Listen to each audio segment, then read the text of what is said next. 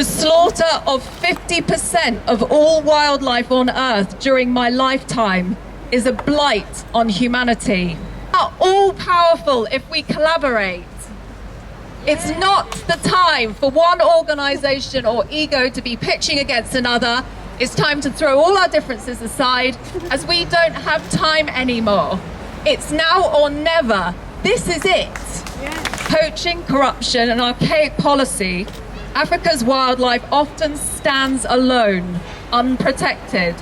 Charities do their best, but it's becoming increasingly hard when there's so much to take into account. Only last month, Christie's auction house was openly selling ivory, encouraging a trade that is killing an elephant every 15 minutes.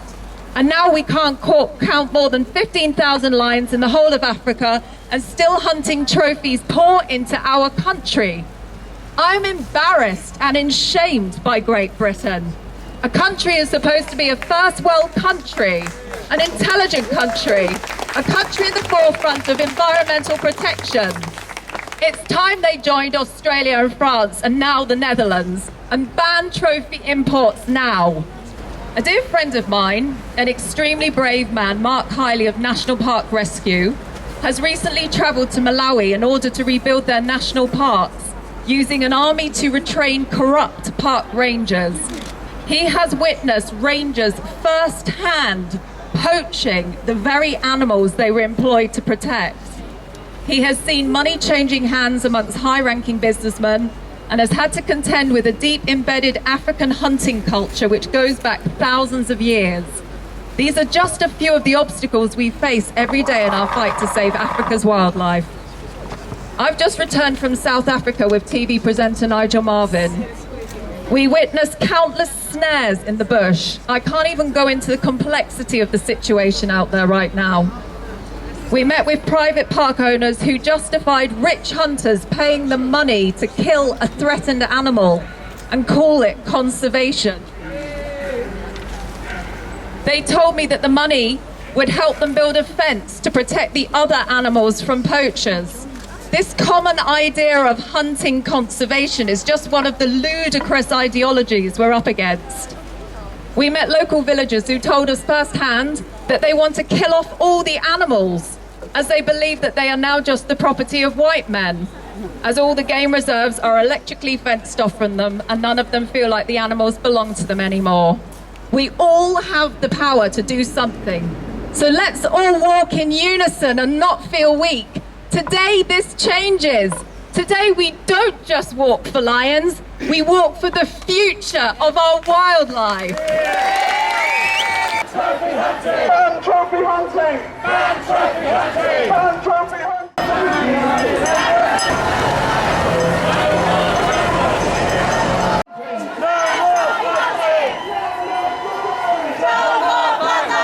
Now, most folk know about the terrible declines in many of Africa's animals, perhaps particularly of Africa's elephants. But a lot of people don't realise that lions, which are arguably Africa's most iconic predators, are also in real trouble. Just a century ago, there were maybe as many as 1 million lions across Africa, but they've been in steep, precipitous decline for decades now.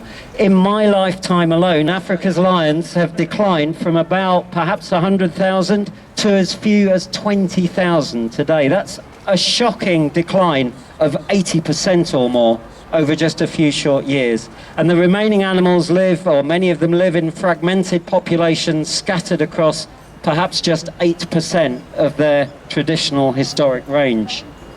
Now, what's just as shocking is the fact that in spite of these massive declines, hundreds of lions are killed every year in the name of sport by wealthy trophy hunters, mainly originating from the USA and Western Europe, who pay tens of thousands of dollars for the privilege. Now, every year, hundreds and thousands of wild animals from literally hundreds of different species, many of them threatened with extinction, are killed by trophy hunters, so they can share pictures of themselves posing over the animals they have slaughtered, or videos of their hunts, and display their kills in elaborate trophy rooms as if there's something to be proud of. This is not something I have any understanding of whatsoever. Lions are particularly prized by trophy hunters. The trophy hunting industry even dishes out awards to hunters who kill certain types of animals or use certain particular methods of killing.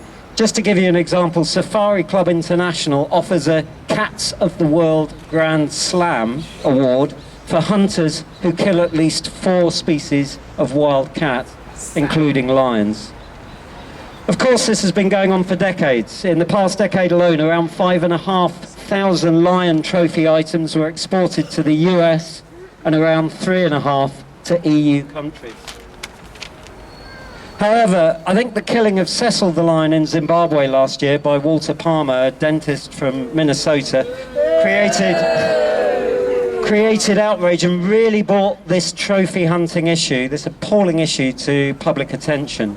Now, the trophy hunting industry and trophy hunters and trophy hunting proponents will claim that the brutal slaughter of these wild animals is sustainable. Indeed, they'll claim that it somehow benefits endangered species like lions by generating money for conservation, providing income for local people in poor countries. And they also claim that they're helping by removing so-called problem or surplus animals. And they will claim that their sport is a traditional activity and that we have no right to impose our Western values on African countries. But we know that none of these things are true. We know that trophy hunting quotas are not scientifically determined and that trophy hunting is not sustainable. We know that far from removing surplus or problem animals, trophy hunters prefer to target the biggest, fittest, most impressive animals, such as lions, that play an absolutely key role in their societies. We know that trophy hunting generates only a tiny fraction of the money that can be earned from other types of wildlife tourism, such as photographic tourism. And that very little of the money that trophy hunters pay in order to make their kills ever filters down to local communities or conservation projects. The vast majority of the money generated goes into the pockets of a few wealthy individuals. And we know that trophy hunting, the industry, is riddled with corruption.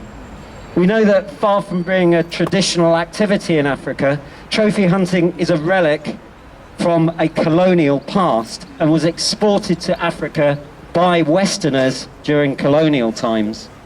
And we know that trophy hunting causes immense animal suffering, not just among the targeted animals, but also because of the disruption the killing causes to their societies and their communities.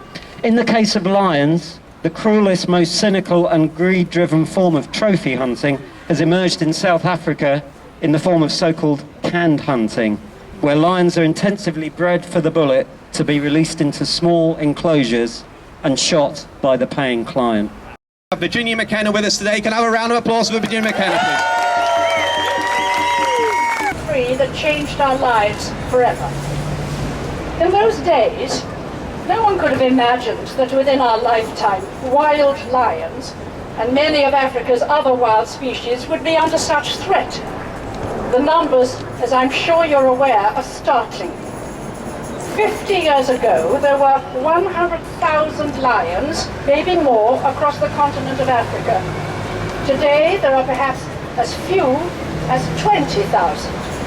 There are around 400,000 elephants, just 80,000 giraffes, possibly 25,000 rhino, and about 20,000 lions. Diminishing pockets of wildlife, surrounded by a growing sea of humanity. There is something profoundly wild about the lion.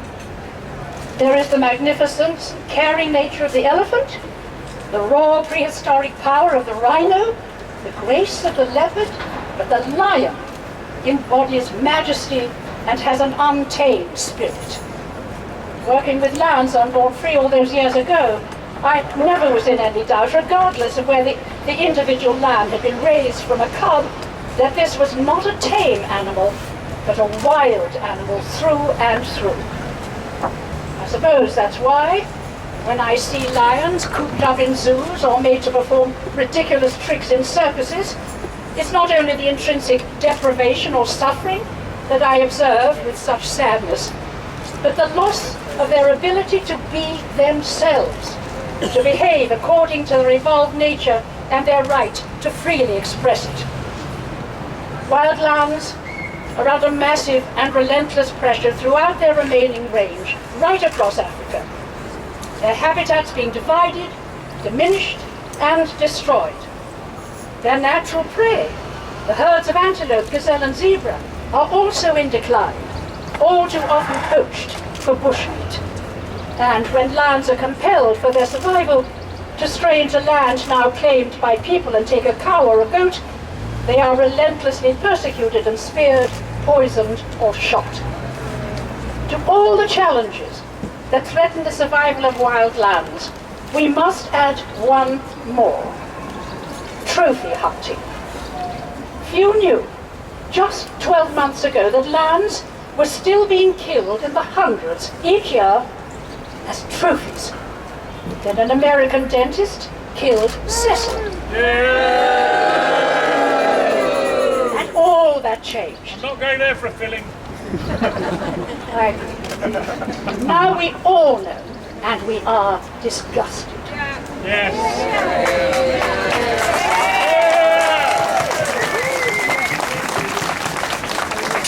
What goes on in the mind of a trophy hunter? What makes any human wish to take the life of a lion or any other animal for fun? What makes it acceptable for one person, man, woman, and perhaps most distressing of all, child? What makes it acceptable for one person to kill a lion simply by dint of personal wealth, thereby depriving the rest of the world, you and me, of the possibility of ever seeing, enjoying, respecting, and admiring that same animal? What possible pleasure can there be in snuffing out the existence of another creature simply so that one can place the head of the innocent victim on the wall of your house and brag about your triumph to your friends? How can the shooting of a lion with a high-powered rifle from a range of 100 yards be considered brave? I see it from the other end of the scope. I call it the height of cowardice. To take the life of another at little or no risk to your own. Hunters who hunt to survive, different, deploy every skill in the book, skills that may have been passed down through the generations in order to stay alive.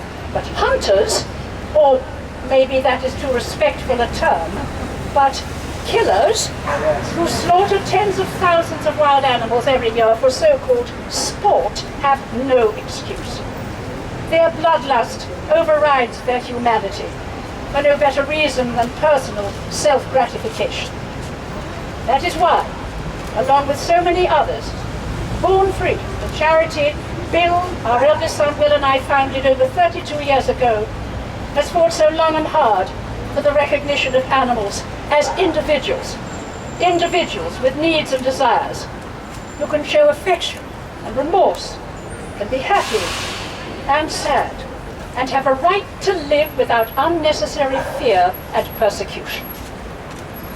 As I look round me at this wonderful group of people who come out today to stand shoulder to shoulder to call for an end to trophy hunting, I see representatives of the many millions more who share our horror, outrage, and rejection of this bloody relic of a bygone age. I see people who yearn for a more compassionate future, where we work together with other groups, yes, with everyone, to solve the conservation challenges that face so many species, usually a result of our greed or indifference. I see individuals who are no longer prepared to stand by and watch as nature is forced to give way to the seeming inexorable march of what we mistakenly refer to as progress. But I refuse to be cast down. I refuse to be dispirited. I refuse to believe that our government, the government of our animal-loving nation, will not act at once to protect lions and the many other species we've brought to the brink. The misplaced views and bloody desires of a tiny minority must not hold sway over the clearly expressed wishes of the great majority. It is my firm belief that trophy hunting, or what from now on I will always call blood killing, must stop. We must protect what is left of life on Earth. I know this is the right thing to do.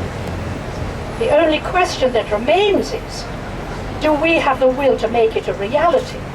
Start a new chapter in our relationship with the wild animals that live on our infinitely precious and fragile single planet, our shared and only home. I pray that we do. I'm sure that we do. Thank you. Thank you.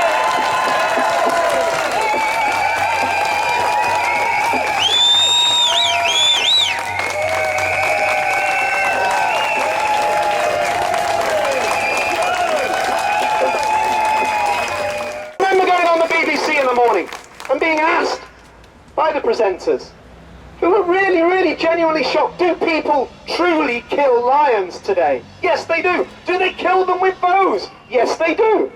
There is not one endangered species in this world today that you cannot kill as long as you've got enough money in your wallet. Do any of you think that's right? And this is not just about hunting. It's about the worst type of corruption. In places like Robert Mugabe's Zimbabwe, wildlife is for sale. It's a commodity to be traded. He's selling elephants, flying them out of the country at about $25,000 a piece. You trade in those countries in death and destruction for greed, ignorance and exploitation. Does any of us here feel in the modern world that we should be wiping out wildlife just for insatiable greed of corrupt politicians, should we? Quite rightly concerned about Donald Trump and his sons going around wiping out wildlife. I am too, but that's indicative of what rich people do. If they've got enough money, they think they can kill anything that lives on this planet, and that has to stop. Would you agree?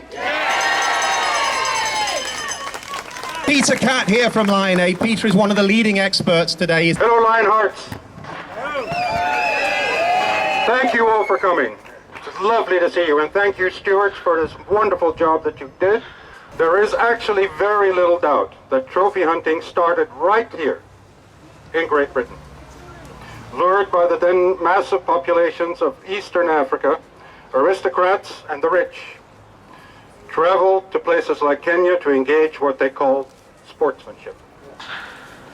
Almost all the big white hunters of the day who accompanied the so-called clients were British. People like Frederick Selous, R.J. Cunningham, Karamoja Bell, and Dennis Finch Hatton. American President, or former American President Teddy Roosevelt, traveled across Eastern Africa on a magnificent hunting trip, guided by Cunningham, and many followed in his footsteps. Kenya had the sense to ban trophy hunting in 1977, but the practice spread. Trophy hunting is as morally, ethically, and economically corrupt as the drug trade and people smuggling. It has no conservation benefit whatsoever, and a recent poll here in Britain showed that 93% of the public opposed it. 93% of the public opposed it. You would be very hard-pressed to find any issue these days so significantly rejected by voters, and that still manages to get government support. That, to me, means there is a democratic deficit somewhere. Sorry.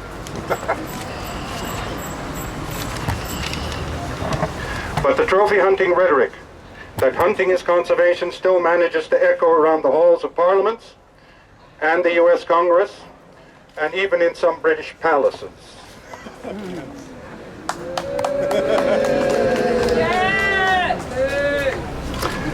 We now only have about 15,000 remaining lions on the continent. All those lions could sit comfortably in a football stadium like Anfield. Put a plug, Peter. Plug. But worse than that, most of that total accumulates from small and scattered lion populations with little hope of a future. And they soon will walk alone. Lions in Western Africa are only very recently given the very sad status of critically endangered. Lions now only occupy about 8% of their historic range. For sure, many factors have contributed to this massive decline. For example, a man by the name of Kokomoor in South Africa shot 108 lions as vermin in a single year in the middle of the 19th century. Thank you. The grandfather of my former butcher in Botswana shot over 400 lions in his lifetime to protect cattle. British colonialists would shoot a couple of lions before sitting down to their curry tiffin. But those were the days of massive lion populations, and in 2016, nobody should continue to hunt an iconic species in free-fall decline. In Zimbabwe, Oxford University has finally admitted that 67% of male lions in their study areas died prematurely from trophy hunting. Similar numbers come from Zambia and Tanzania. Especially Tanzania is not a place where you want to be a trophy lion. In fact, those of you who are male among us here would have a 10% chance of survival to adulthood under natural conditions if you were a lion, and would have to suffer the highest killing rate additionally imposed by sport hunting pressure. Those among you who are female would have to accept that over 40% of you would die without leaving offspring. Lions are fragile just of their own biology, and yet African countries and importing countries still allow trophy hunting as conservation. That's nonsense.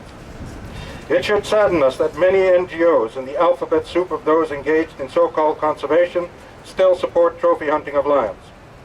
One of these organizations recently published a highly biased document full of errors, assumptions, and false statistics to be given to the European Parliament.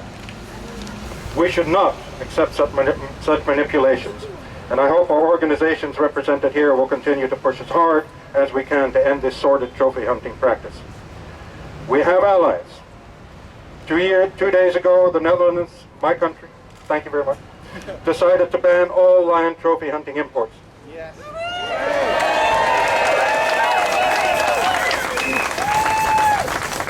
Trophy hunting started here and now must end here.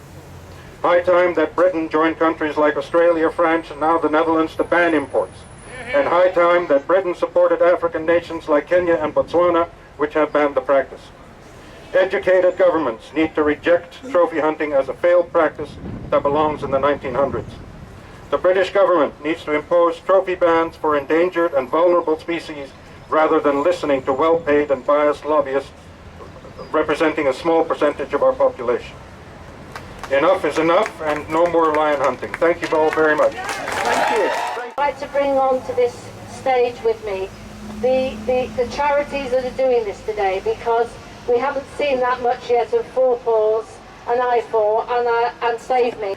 But I would just like to see the representatives of those, along with Born Free and Lion Aid, on the stage, because what is a huge message today is that this is a collaboration. It's a collaboration of 6 charities, and that this is the start of things to come. And May, he can't be here today, but his charity is here, one of the 6 that's working together, and he says, the world was outraged by the illegal slaughter of Cecil the lion, who was lured to his death through illegal hunting. Together with the government, we can deliver Cecil's law to the UK and set an example to the world. Britain has allowed the importation of lion trophies with the correct paperwork. Over 1,000 lions are bred and slaughtered as trophies every year in South Africa alone. Please sign and share our petition today with friends, family and decision makers. Make Cecil's legacy Cecil's law. Thank you very much indeed. Thank you so much for coming today. It's been brilliant, and it's been brilliant for I4 to support this with all the partners today. I'd just like to thank all of you for coming and making this really special, and to respond to the global outcry over the illegal killing of Cecil last year and the shameful practice of trophy hunting lions. We're not just taking a letter to 10 Downing Street today, we're delivering an important political message that this has to stop, and it has to stop now. Lions are on the brink, with more populations being threatened than ever, and disappearing from even more countries. The government needs to know that lions are sentient beings and should not be seen as a commodity you shoot for fun. Trophy hunting has no conservation value whatsoever. The government needs to hear us. It needs to take action now and at CITES and at other wildlife meetings which are coming up this year. We want a complete global ban on lion trophy hunting. We are marching to deliver that message, and thank you once again for turning up today and making everyone's voice heard.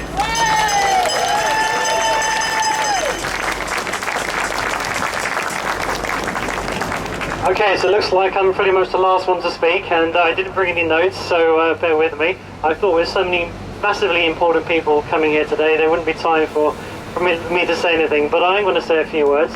But all very important messages have already been said, and said much better than I could. Poorest has been working since 1988 to rescue big cats and other species from poor private captivity, zoos, circuses. In the case of the big cats, take them out to our rescue in South Africa.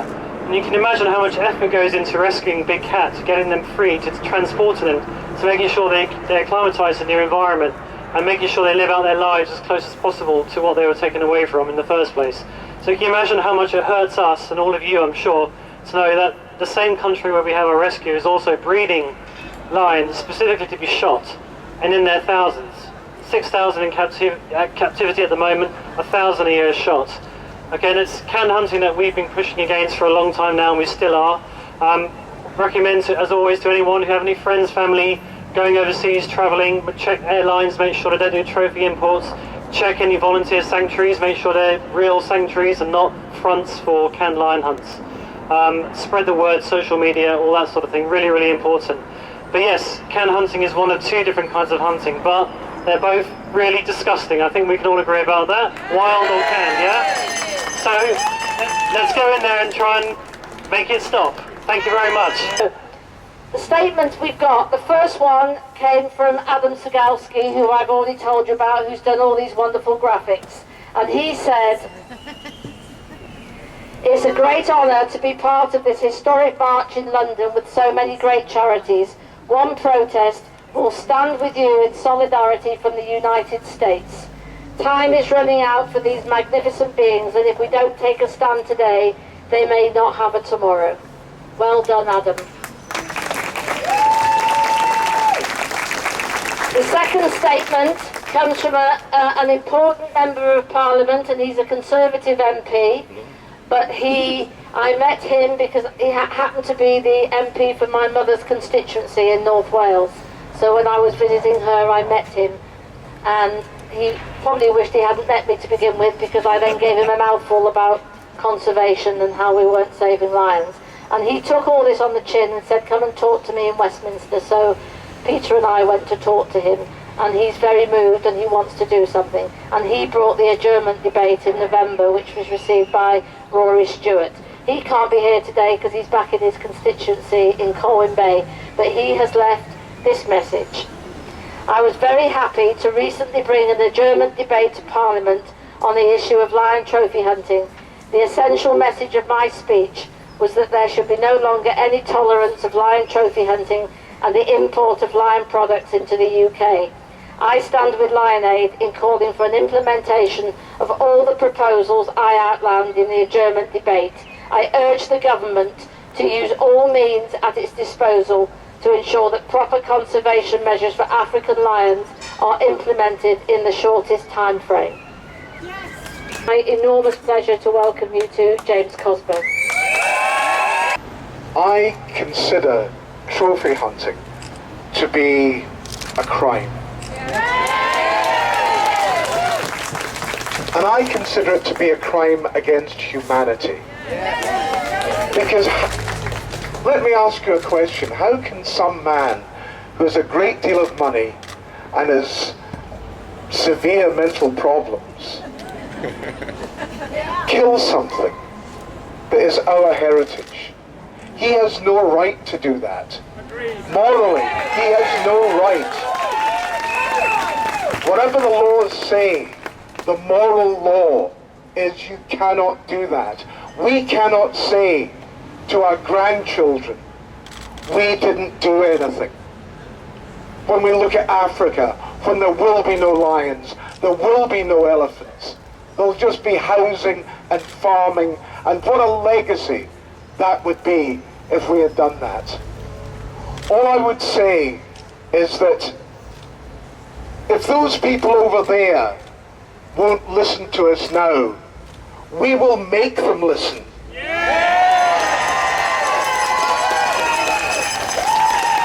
And I would say also to the much younger generation who are more au fait with social media and Twitter and all those things, you have the power in your hands to shame these people, shame them going to Africa. We have raped Africa for 300 years. Do we have to continue to rape Africa until there is nothing left? So, Mr. Cameron, I would advise that you go off your backside and do something, because if you don't, we will. The last sort of written declaration, it's like an early day motion in the European Parliament, was put together. Nina Gill, a Labour Party colleague, fronted that. It was supported by political groups. It got well over 100 signatures calling for a ban on trophy hunting imports. I've been reading since then that the European sort of hunters lobby is claiming the fact that it only got over 100 signatures, not a majority of the Parliament, as a triumph for them. They are saying that this means that the European Parliament supports trophy hunting and supports the import of trophies. Shame! Shame! Absolute shame. Total, try and think of a polite word, fill in your own, total lie. It's not. It wasn't a choice. They've not been brave enough to put forward their own motion to test this case. What we got was a lot of people from many different countries saying that they would take action back home to get this stopped. And that's what matters.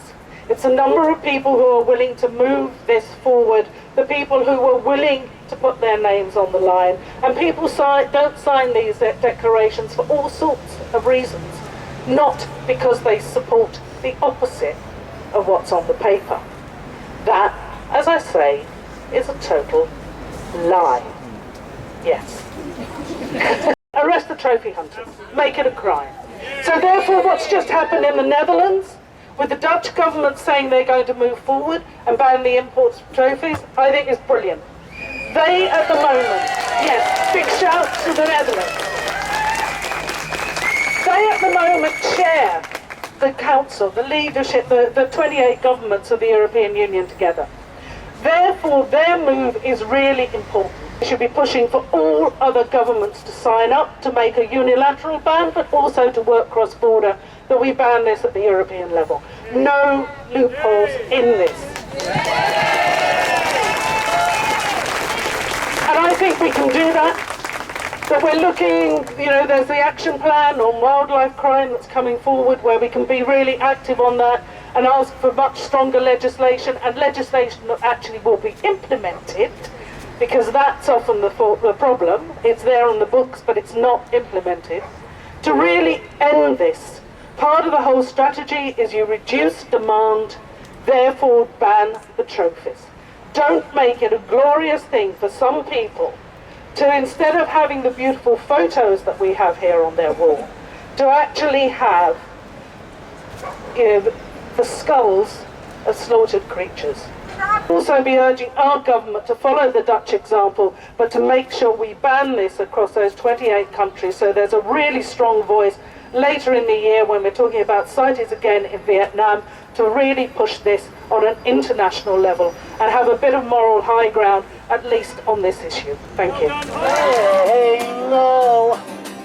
In the night, you skin them on your own, and you wonder why you're lonely.